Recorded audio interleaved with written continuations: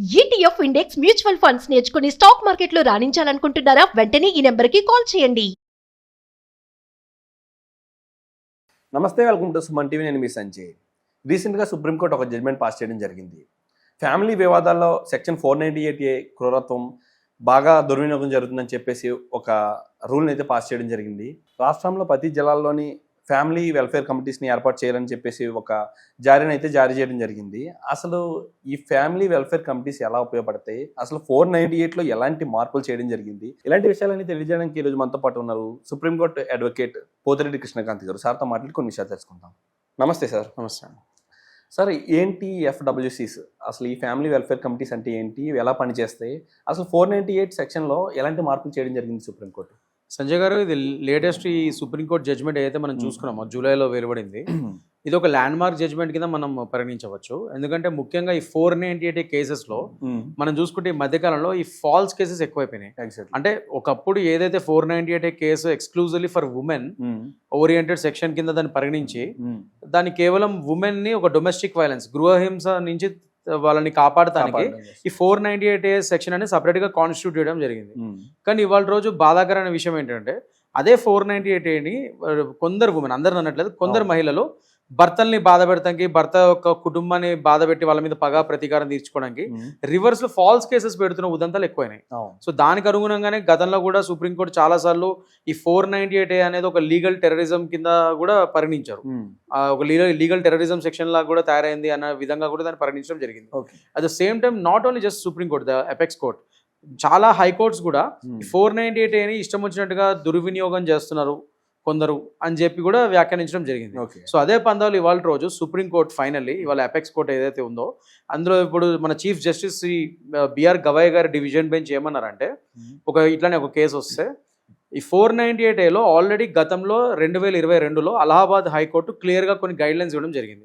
ఏంటంటే ఇట్లాంటి 498A కేసెస్లో ఫాల్స్ కేసులు ఎక్కువైతున్నాయి కాబట్టి ఒక 498A కంప్లైంట్ వచ్చినప్పుడు సదరు పోలీస్ వారికి ఒక మహిళ నుంచి వాళ్ళు ఇమీడియట్గా ఏదో ఎఫ్ఐఆర్లు చేసేసేసి లేకపోతే వాళ్ళని ఏదో కౌన్సిలింగ్ పంపించకుండా ఫస్ట్ ఒక ఫ్యామిలీ వెల్ఫేర్ కమిటీస్ అని ఒకటి పెట్టి ఆ ఫ్యామిలీ వెల్ఫేర్ కమిటీలో మినిమం 3 మెంబర్స్ని పెట్టండి. ఒక యంగ్ అడ్వకేట్ని కానీ ఆ కమిటీ మెంబర్స్ లో ఒక యంగ్ అడ్వకేట్, ఒక రినౌండ్ ఒక ఫేమస్ సోషల్ వర్కర్, అట్లనే ఒక రిటైర్డ్ జడ్జి గారు కానీ, ఇలాంటి 3 మెంబర్స్ ని పెట్టి ఒక కమిటీ లాగా పెట్టి ఒక 2 నెలలు టైం, వెంటనే కంప్లైంట్ రాగానే అదేదో రిజిస్టర్ చేసి వాళ్ళని ఏదో చేసేయకుండా ఒక 2 నెలలు టైం ఇచ్చి కూల్ ఆఫ్ పీరియడ్ లాగా ఆ భార్యాభర్తలకి ఆ 2 నెలల టైంలో ఈ 3 మెంబర్స్ ఉన్న కమిటీ, ఫ్యామిలీ వెల్ఫేర్ కమిటీ, ఆ ఇద్దరు వ్యక్తుల్ని, భార్యాభర్తల్ని ప్లస్ వాళ్ళ కుటుంబీకుల్ని, మినిమం ఇటువైపున అటువైపున ఒక మినిమం 4, మాక్సిమం 4 వరకు కూడా రావచ్చు, వాళ్ళ తల్లిదండ్రులు ఎవరైనా కానీ వీళ్ళతో పాటు రావచ్చు.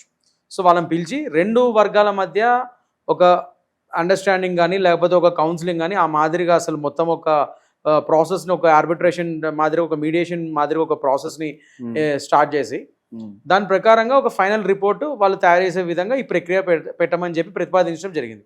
ఎవరు? అలహాబాద్ హైకోర్టు వాళ్ళు ఈ గైడ్ లైన్స్ ఇవ్వడం జరిగింది 2022లో. కానీ అన్ఫార్చునేట్లీ ఇప్పటివరకు దాన్ని ఇంప్లిమెంట్ చేసే మెకానిజం అవి కానీ ఇంకా ఏర్పడలేదు. సో దాన్ని గుర్తు చేస్తూనే ఇవాళ రోజు మన సుప్రీంకోర్టులో చీఫ్ జస్టిస్ బిఆర్ గవాయ్ గారు మళ్ళీ అది గుర్తు చేస్తూ, అలహాబాద్ అప్పుడు ఇచ్చిన గైడ్ లైన్స్ని గుర్తు చేస్తూ క్లియర్గా మళ్ళీ చెప్పడం జరిగింది. ఏంటంటే అన్ని స్టేట్స్ అండ్ యూనియన్ టెరిటరీస్లో ఈ ఫ్యామిలీ వెల్ఫేర్ కమిటీస్ అనే దాన్ని ముఖ్యంగా ఈ 498 కేసెస్ కోసం పెట్టాలి. ప్రతి డిస్ట్రిక్ట్లో మినిమం ఒక ఫ్యామిలీ వెల్ఫేర్ కమిటీ అయినా పెడితే మంచిది. దానికి అనుగుణంగా ప్రభుత్వాలు తొందరగా ఒక నిర్ణయం తీసుకుంటే మంచిది.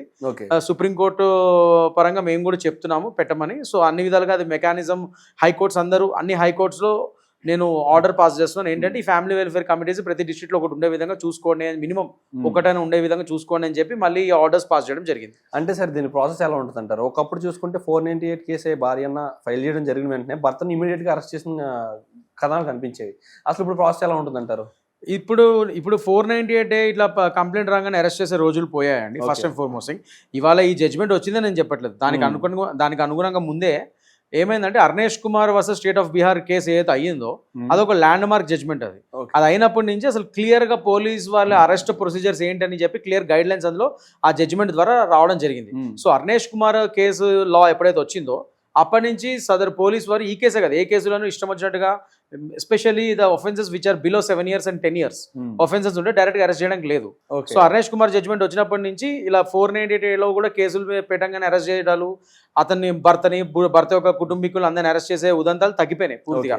ఒకవేళ అలాంటివి ఏమైనా చేస్తే ఇమీడియట్ గా అలాంటి సదరు పోలీస్ వారి ఆ పై అధికారులకి మనం కంప్లైంట్ కూడా చేయొచ్చు. ఇప్పుడు అర్నేష్ కుమార్ జడ్జ్మెంట్ స్ట్రిక్ట్ గా ఫాలో అవ్వాలని చెప్పి దేశమంతా అన్ని పోలీస్ స్టేషన్స్ లో క్లియర్ గా రూల్స్ పాస్ అయినాయి ఫస్ట్ అండ్ ఫార్మోస్ట్. సో 498 పడంగానే ముఖ్యంగా భర్త యొక్క కుటుంబీకులు భయపడకూడదు. మీరు తప్పు చేయకపోతే ఫస్ట్ అండ్ ఫార్మోస్ట్ అదో ఫాల్స్ కేసు అయితే మీరు భయపడాల్సిన అవసరం లేదు. You can fight it. మీరు వెళ్ళండి, మాట్లాడండి. ఇప్పుడు నేను చెప్పినట్టుగా మామూలుగా 498 పడితేనే అరెస్టులు లేవు ఇదివరకులాగా. పోలీస్ వారు పిలుస్తారు, కంప్లైంట్ పరంగా ఇద్దరిని పార్టీస్ని పిలుస్తారు, భరోసా సెంటర్కి పంపిస్తారు, ఇద్దరికి కౌన్సిలింగ్ ఇప్పిస్తారు కపుల్కి. దాని తర్వాత ఒక ప్రాథమిక దర్యాప్తు చేసి దాని ప్రకారంగా వాళ్ళు ఎఫ్ఐఆర్ చేయాలో నిర్ణయిస్తారు. ఓకే. బట్ ఇప్పుడు ఈ సుప్రీంకోర్టు జడ్జిమెంట్ వల్ల ఏమైందంటే దాన్ని ఇంకా పొడిగిస్తూ ఇంకా ఒక సెక్యూరిటీ బ్లాంకెట్ ఇంకా పెంచడం జరిగింది ఈ జడ్జ్మెంట్ ద్వారా. అంటే ఏంటంటే 2 నెలల టైం కూల్ ఆఫ్ పీరియడ్ ఇచ్చారు. ఇప్పుడు ఒక కంప్లైంట్ రాగానే 498 ఇష్టమైన కంప్లైంట్ తీసేసుకోకుండా ఒక 2 నెలలు కూల్ ఆఫ్ పీరియడ్ ఇమ్మని చెప్తున్నారు భార్యాభర్తలకి. ఆ 2 నెలల కూల్ ఆఫ్ పీరియడ్లో ఈ లోపల ఫ్యామిలీ వెల్ఫేర్ కమిటీకి, ఈ 3 సభ్యులు ఉన్న ఫ్యామిలీ వెల్ఫేర్ కమిటీకి ఈ కేసుని ఫార్వర్డ్ చేసి అక్కడ వాళ్ళ ద్వారా వీళ్ళకి మీడియేషన్ చేపించి ఒక ఫైనల్ రిపోర్టు ఆ ఫ్యామిలీ వెల్ఫేర్ కమిటీ సదరు మెజిస్ట్రేట్ గారికి కానీ, జ్యుడిషియల్ జడ్జి గారికి కానీ, ఫ్యామిలీ జడ్జి గారికి కానీ, నాట్ ఫ్యామిలీ జడ్జ్ మెజిస్ట్రేట్ గారికి కానీ ఇది ఇవ్వడం జరుగుతుంది, లేకపోతే పోలీస్ వాళ్ళకి ఇవ్వడం జరుగుతుంది report. So based on that report అది కంప్లైంట్ నెక్స్ట్ ఎఫ్ఐఆర్ చేయాలా వద్దనేది వీళ్ళు నిర్ణయం తీసుకుంటారు, మెజిస్ట్రేట్ వారు కానీ ఐఓ గారు కానీ.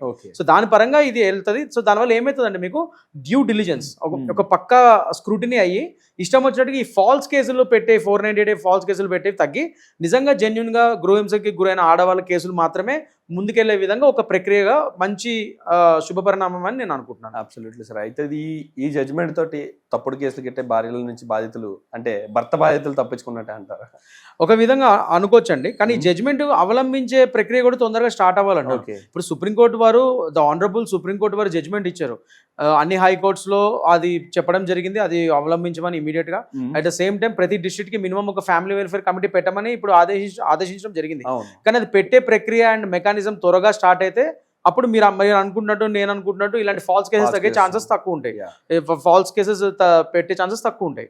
కానీ అది పెట్టకుండా మనము కేవలం జడ్జ్మెంట్ మీద ఆధారపడి ఉంటే అది అవలంబించే ప్రక్రియ లేకపోతే, మెకానిజం లేకపోతే ఎప్పటికీ ఇంకా అది ముందుకెళ్ళదు.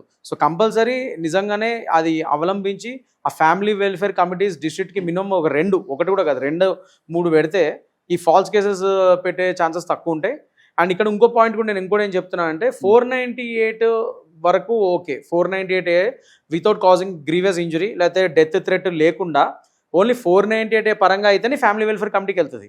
498తో పాటు ఆ భార్యను విపరీతంగా కొట్టినా, చంపబోయినా, ఈవెంట్ మీద వైలెంట్ అటాక్స్ చేస్తే అప్పుడు అది ఫ్యామిలీ వెల్ఫేర్ కమిటీకి వెళ్ళదు, అప్పుడు మళ్ళీ క్రిమినల్ యాక్ట్ కింద వెళ్తుంది. 498 కూడా యాడ్ అవుతుంది అందులో.